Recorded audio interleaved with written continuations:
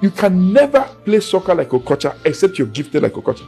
JJ, no academy in the world can give you soccer ability. They can only sharpen your skills. If you don't have it, you don't have it. Can I put it another way? God said to Jeremiah, before you were born, I saw you. I knew you. Before you came out of your mother's womb, I separated you and I ordained you a prophet. You know what that means? If you come from heaven, you're not a prophet. You will not become one on earth. Don't try to be what you're not. Be what you are. So if you're going to be globally competitive, you can only do it in something you have a genetic code for. Something you have a God-given talent. Something that comes to you naturally. Something that is almost like a hobby. But however, it's a mindset. But I'm saying that if you're going to be Olympic standards, because they have to go together. So somebody says, how do you develop an Olympic mindset? I have 3 examples that I like to talk about. They're my case studies. Okay, one is the Nigerian 1996 Olympic gold winning team in soccer category in Atlanta 96. People like Okocha, Finidi, Nwankwo, they were there, Babayaro, and many other players, Amokachi, Uche Okechukwu, and so on and so forth. They had 2 goalkeepers. Now listen, that's one group. Number 2, the US Navy SEAL, sea, air, and land teams of the US Army, mostly from the Navy.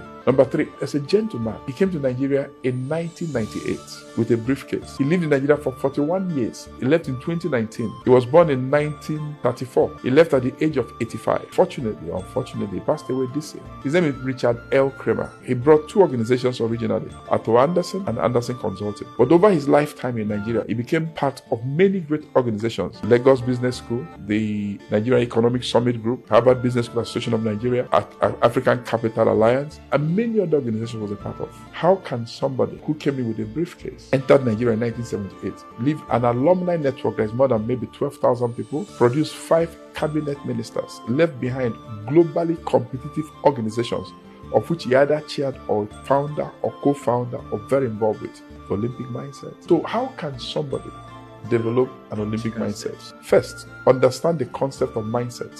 There are many mindsets out there. Dr. Dweck, who is a professor at Stanford University, talks about the growth mindset in her book, Mindset. So he's talking about fixed growth. They are not the only mindsets, but her research focused on that. So there's abundance mindset, there's poverty mindset, there is Olympic mindset. There are all kinds of mindsets. Now, if we zero in an Olympic mindset, let's first define it. An Olympic mindset is a mindset that is globally competitive and is capable of becoming a dominant player in its industry. It's thinking. But it has to be tied to ability, because if God does not give you the God-given ability to play soccer, you will not achieve Olympic standards in soccer, no matter how much you try. Because that lack of ability will disqualify you. Because there are things that must come to you naturally. You can't learn everything on earth. So, for example, Pele of Brazil, who played his last soccer in 1970 when they lifted the trophy that year, they said of him that he understood the curvature of the ball.